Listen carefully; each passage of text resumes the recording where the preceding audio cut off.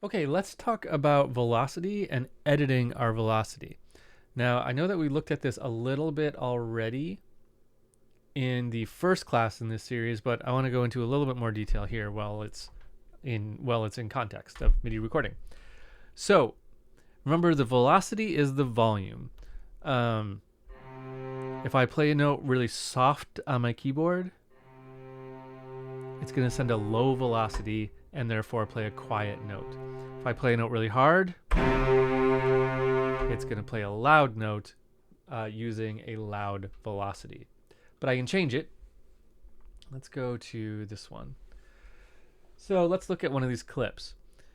If I go down here, I'm going to grab this little bar and make this bigger. This is my velocity, okay? So why are they set the way they are? Because this is how I played it in. It recorded the pressure of me pushing every key, and this is how I did it. Okay? So I can do a few things with this. First, I could level them out. If I wanted to just flatten this, what I could do is select them all. I'm just going to click in this area and then select Command A. Okay, so they're all highlighted.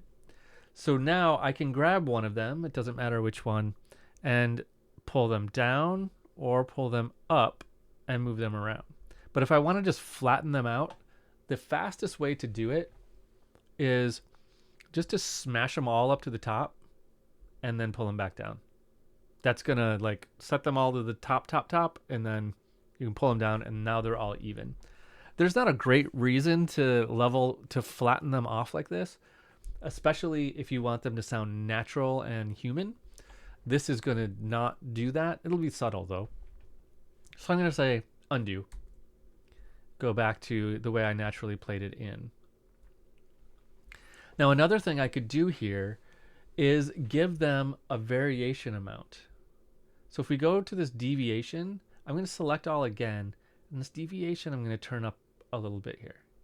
So what that's going to do is each one of these is going to play within this range now. Okay? So it adds a little bit of randomness, and that can add a little bit of humanization and natural sound to it. So I've been having a lot of fun with this deviation thing lately so that it just gives it a little more expressivity. Again, very subtle, but it's rather nice. I can use this ramp feature just to say, here, I'm going to turn off deviation for the moment. With this ramp, I can kind of say, start low and go high, and or the opposite, a high, start high, go low. I can do just kind of, ramps with it, kind of give it direction. And then, of course, if I really just want to annihilate the stuff I played in, I can just hit randomize here and I can keep hitting it over and over. And it's going to send a random velocity to all the notes. This can be fun if you're just trying to switch things up and come up with some new ideas. So, something to play with. Now, if I should have said earlier, if you don't see your velocity window here, the place to get it is down here. Okay? This tiny little arrow, click, and then say show velocity lane. Okay?